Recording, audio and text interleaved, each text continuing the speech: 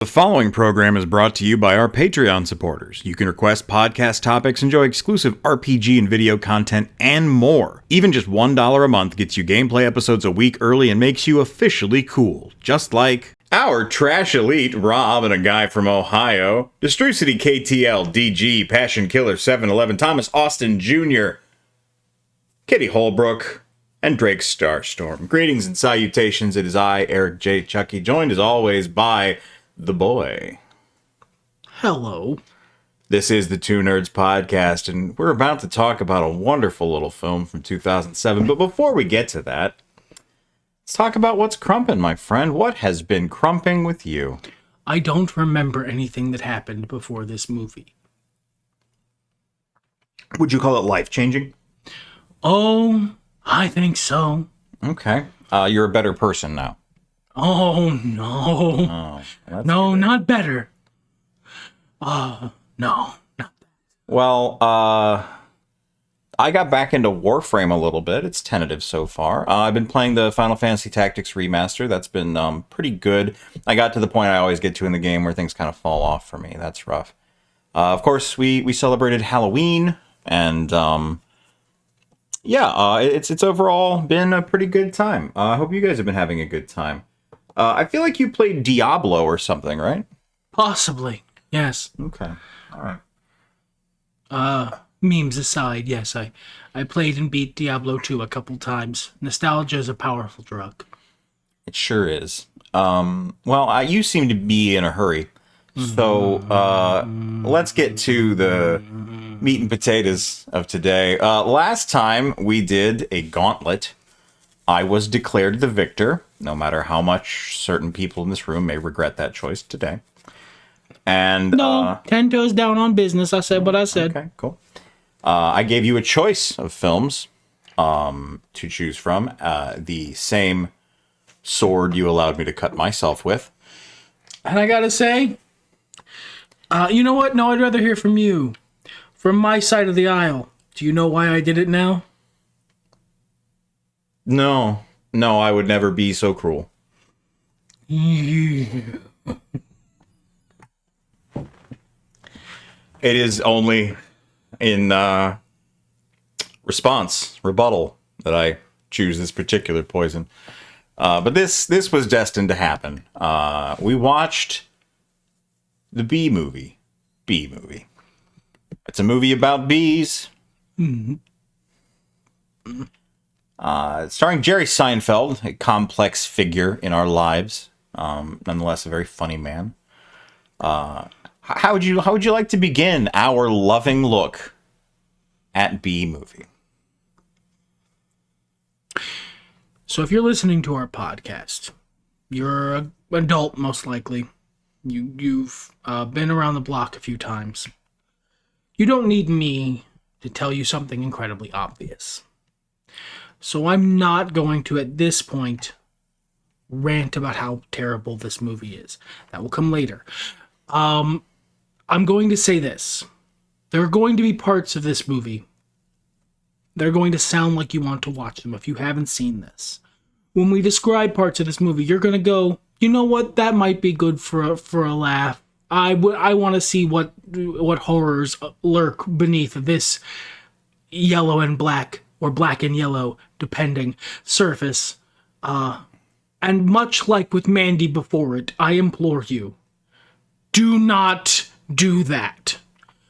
Do not watch Bee Movie. For yourself, and so that Bee Movie does not get watched additional times in our world that we share as a species. Don't watch Bee Movie. The boys' comments are not representative of the Two Nerds Podcast. I first stumbled into the beautiful, buzzy world of Bee Movie when I was grievously ill and stuck on my couch. Back then, it was probably 2009, 2010. We had extended cable where you could get the movie films sometimes. And Bee Movie was on. And I, so sick and powerless to change the channel, watched it. And I remember having an experience. Do you have a friend who has tried LSD? Consider the way they describe the experience they had on that illegal drug as my time with B-Movie. And I carry fondly in my heart many aspects of the film that I had encountered. For what I knew about B-Movie in this bygone era is that it was a children's comedy about bees. What I learned about B-Movie upon watching B-Movie... I think if you approach B-Movie unawares, I think it could... It's an ambush predator. I don't think you could withstand the power. And I get behind the fella. That's what I feel like. I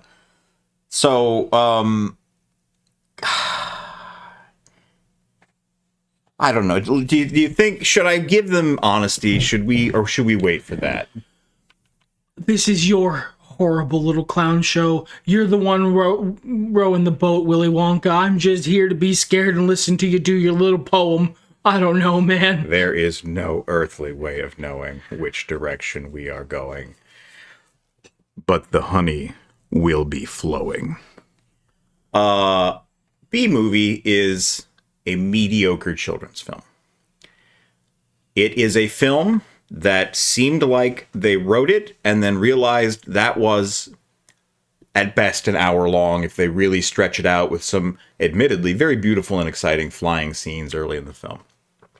There's a lot of Seussian imagery in the beehive that I really appreciate. There's a lot of attention to detail, small sight gags. It almost approaches the quality of a Toy Story in terms of their attention to scenery and that sort of thing.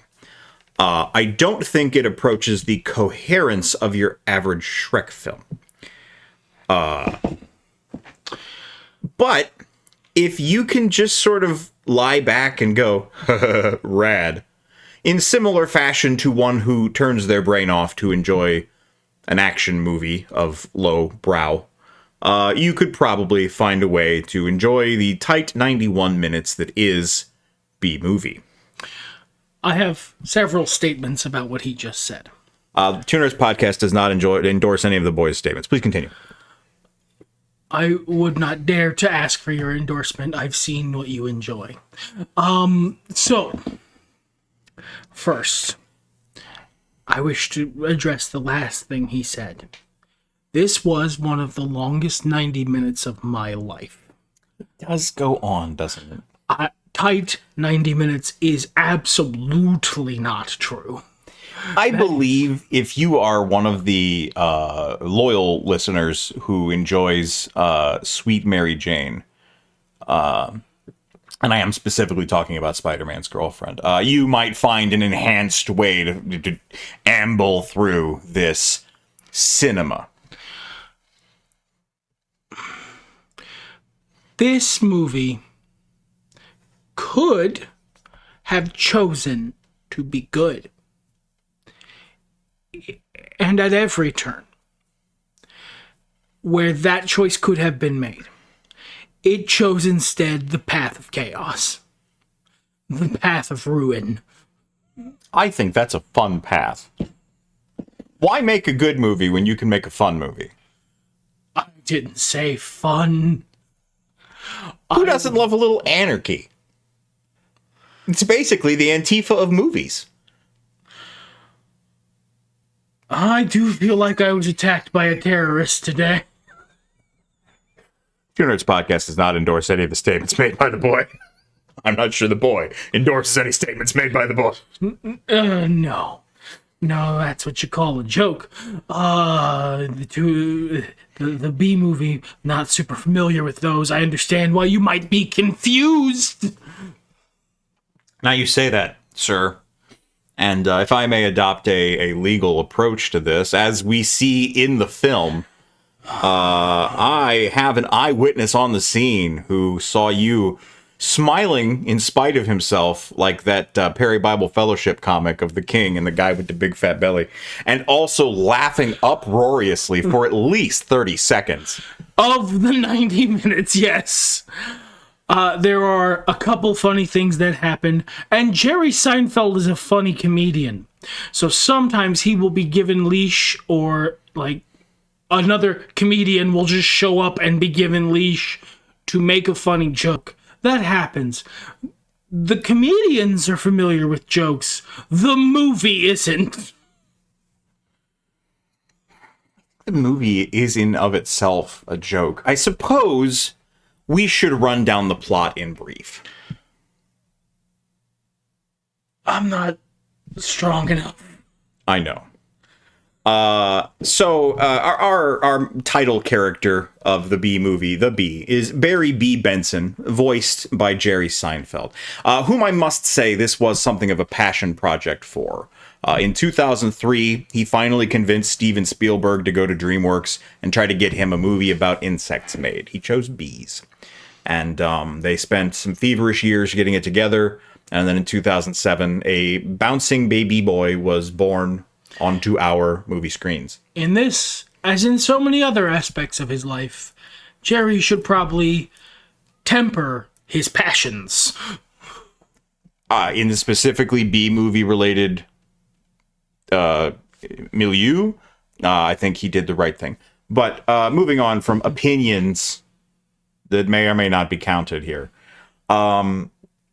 Barry graduates and realizes he has to get a job, and he's going to have that job for the rest of his bee life.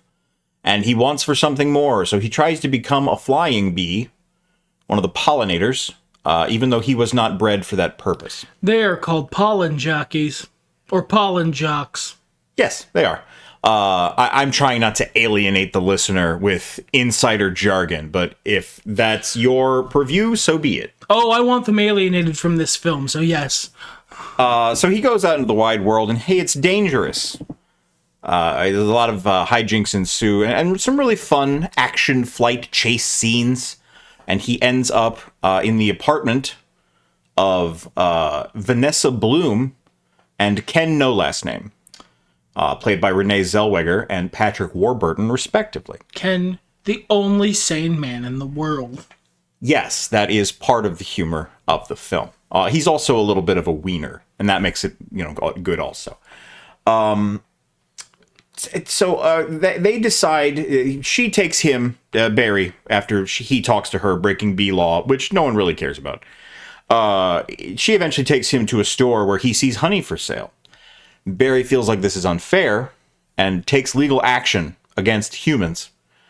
So a trial ensues. The humans allow this. Continue.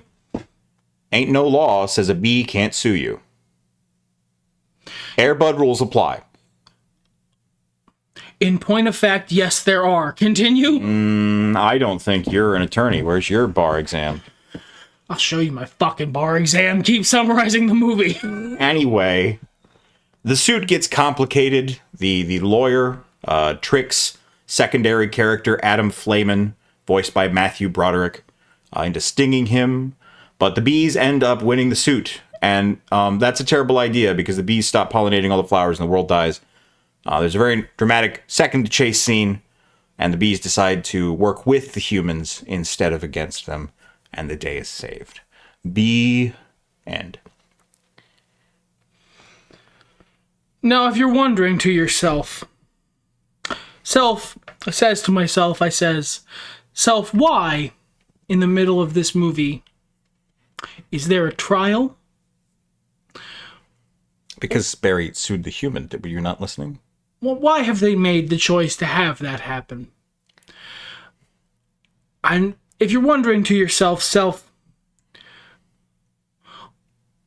why did the rest of the movie happen? And I think I have an answer for you. This is a spinning speck of dust in an uncaring universe, and sometimes evil wins. And we can rejoice because not all the time does evil win. So sometimes movies like B-Movie get made, and we can enjoy those films with our friends. I have a beatific smirk for anyone who can't see me, which is all of you, except for the boy.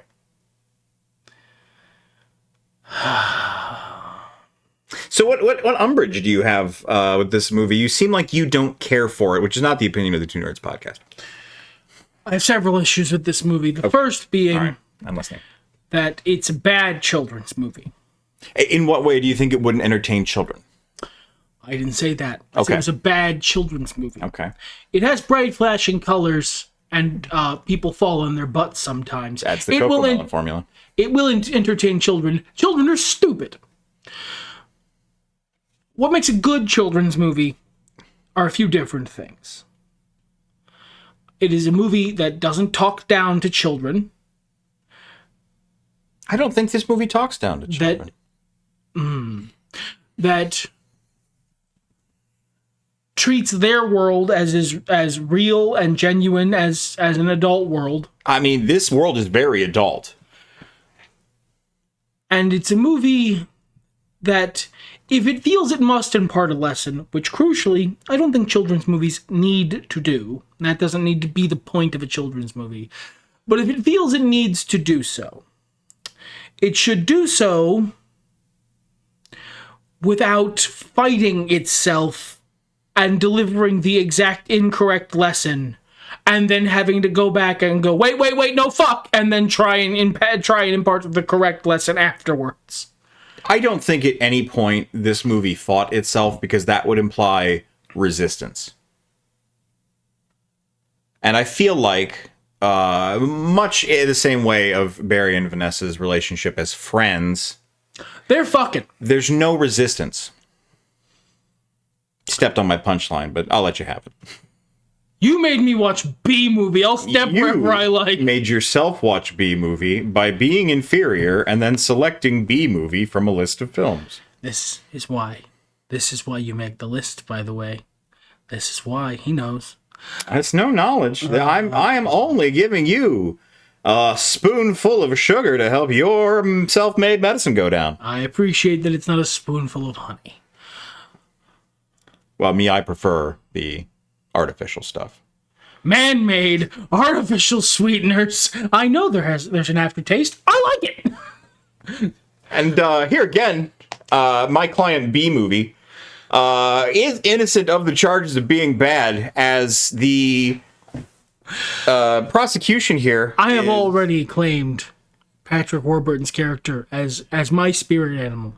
He is the man in this movie who isn't an insane, crazy person. He is a wiener and a bit of a blowhard, but those are human sins. Nowhere in his contract does it say he has to take shit from a fucking bee. Ladies and gentlemen of the jury, I submit that if the movie contains such goodness, a performance by John Goodman, all right, stands out and above. Memes aside, John Goodman does great in this.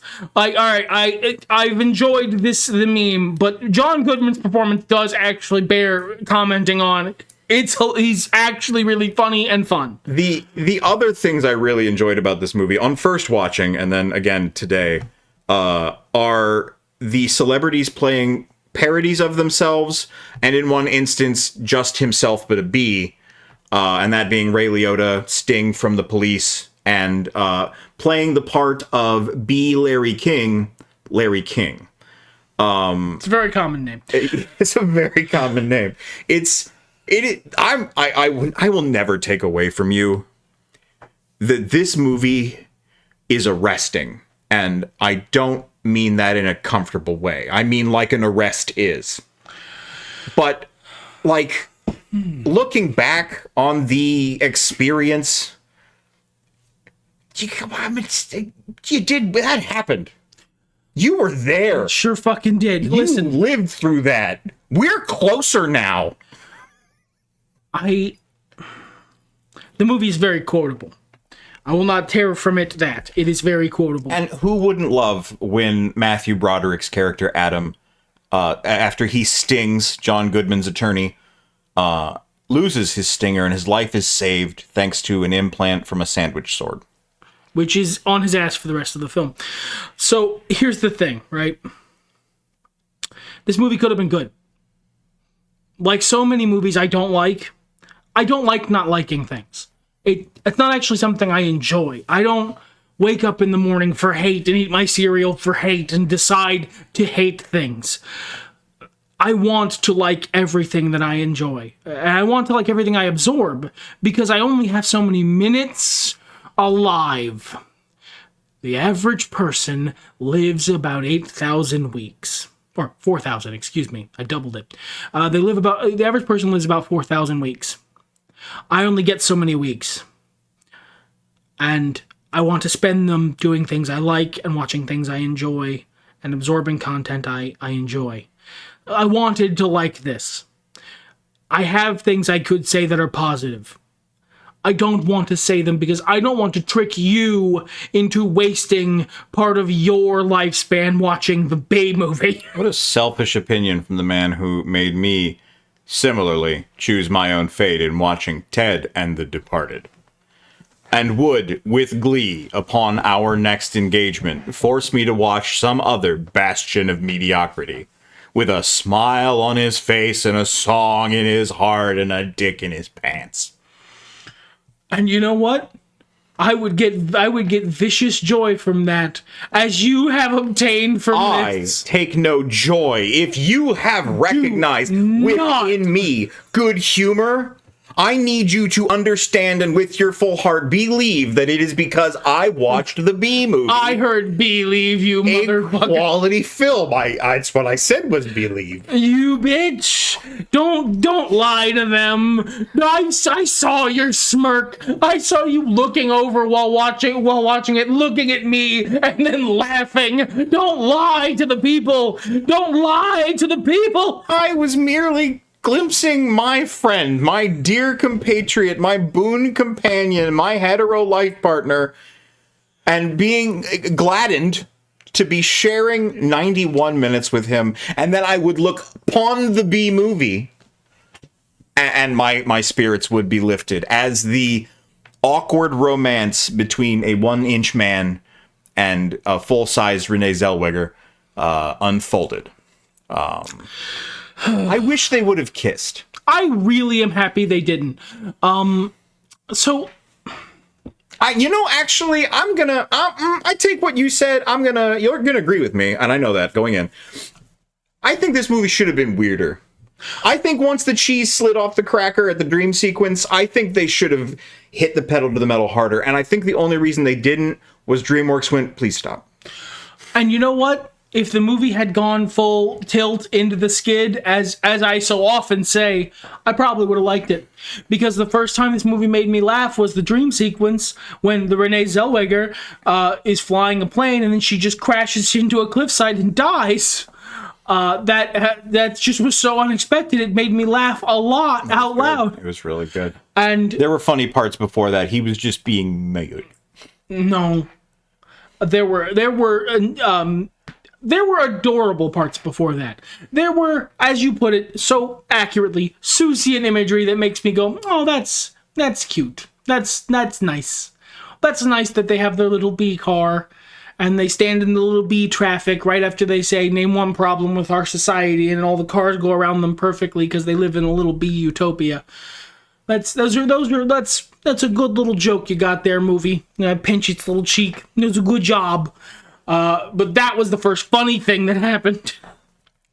This man says I am the joyless speck of dismal dystopia amid an otherwise bright and brilliant life because I don't guffaw at, I don't know, whatever it is he finds amusing. I say nay. I say, if you can't love the B movie, what can't you love? So much about the B movie. Can I not love? Yeah. Almost everything it says about bees is wrong. Oh, yes. Well, I endorsed 1,000%. Okay, as the stickler for that kind of thing normally, as the bug guy, it's nothing. Almost nothing. Bees do indeed fly. And they are black and yellow. But not even all of them. Look, A Bug's Life isn't accurate either. It's not like the movie has to be. But almost everything it says about bees is wrong. Everything it says about bees' relationship to humans is wrong. That's 100%. That's a 0 for 0. That's a fucking absolute goose egg. I could learn to love a bee. I'm in a committed relationship right now, but I feel like if a bee approached me and suggested maybe we listen to some smooth saxophone music, I could be amenable to having a little bed bug. And, like, again, that doesn't have to be accurate. But you know why A Bug's Life it's fine that it's not accurate to the life of insects? Because it's internally consistent. The Bee Movie isn't. And I can excuse a whole lot. And I can take whatever wild ride. I like fantasy movies. I like the Lord of the Rings. I like World of Warcraft. I like fantasy movies like The Pelican Brief that never actually happened. And there's dragons in that. Bees are at least real. I can take the ride with you. But you have to commit to your world. You have to commit to the world that you made. And again, I have to speak as an advocate of Bee Movie. I don't think this movie gives a fucking shit. I don't think that it is invested in whether or not you... I mean, really, it's a passion project. This is better than the last passion project I watched. Poker Face. I don't know if that's true. I do. I think you know... No, it was worse. It was worse. Poker Face was worse. I was about to give it credit because some parts were fun, but I enjoyed way more of Bee Movie. And as I told you moments ago, when we were discussing this, between the couch and the podcast area, I would rather watch this movie again right now than ever watch The Departed again. Well, that's because The Departed was sad. And abrasive and not cruel. Fun. And the ways in which it was inaccurate or painted things in an unfair light with reality were gross. The Bee Movie is bright and shiny and pleasant. Yeah, pleasant. There's kites. I find it grating for several reasons. You can just say great. I think grating means something different. I know it does. And I think it's a poorly made movie. In terms of internal consistency, as I've stated. In terms of thematics, certainly. It doesn't know what kind of movie it wants to be. And it almost seems like it forgets and then has to try and remember and then forgets again. Like myself, when I set a bottle on the countertop and then go into a different room. And then later, many, many hours later, I will get a picture of the bottle on the countertop from this asshole. Like he doesn't know where that goes. Oh, I am being called out for a situation where you are framing me uncharitably. That's... No. In this situation, I forgot what I was doing, and I left something out on the countertop that I should not have. An empty bottle. 9.9 times out of 10, we're getting domestic on the podcast here. I'm not actually upset, but he said it, and I don't want to edit this, so I'm going to clarify it. 9.9 times out of 10, I throw that away. I had to pee really bad, and there was some matter of urgency after. Oh, I had just taken a picture of your tortillas, which I would have loved to have put away, but I didn't know where they went. Because you have very strong feelings about where your tortillas are kept. They need to be refrigerated after opening. It says so on the package, but you have very strong feelings about that, and I don't know where in your panoply of armaments, food related, that you keep such a thing. So I sent you a picture of that, turned and saw the bottle, and went, well, why not? Anyway, I gotta pee. And I went and I did my business, and we're all friends here. And he wasn't like, why are you abusing me? Until this very moment. Can you believe it? I was specifically using it to illustrate a thing that I was doing that was forgetful. Oh, okay. Did you and not then hear? the shame monster showed up and shamed me about it, and I felt shame because of the shame monster. Otherwise, I would have lived my happy bee life with my happy human wife in our happy little flower shop. You should feel shame for the bee movie. So good. But this movie, I said it over on the couch area, and I will repeat it here. This movie seems like an elevator pitch, where 3/4 of the way through the elevator pitch, the guy who's doing the elevator pitch plays the audio back in his head and realizes he fucked it up, and then he has to try and fix it, and the fixing it is worse. I agree, but the execution was fun. Now, to my defense, I didn't remember the part about the plane. On account of the fever dream situation. That was pretty stupid. And this 90-minute movie had already been going on a little too long at that point. I feel like they could have padded out other scenes with like some more jokes instead of having that bit at the end. But, you know, you gotta land the plane, I guess. Oh, you fucking do, don't you, bud? That's what they say.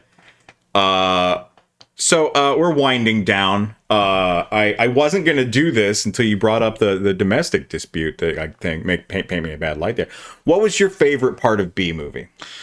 I think it was the lady running a plane into a cliff, or maybe B. Larry King. That bit started awful, and they just kept with it until it became funny, which, as you know, is one of my favorite things. It is. When the text was at the bottom of the screen, very solid. That's absolutely, they committed hard enough that it was funny. Or Patrick Warburton. Yeah, he was really good. There's a lot to love about B movie. And what would you say is your least favorite part? Oh, my finger's slipped.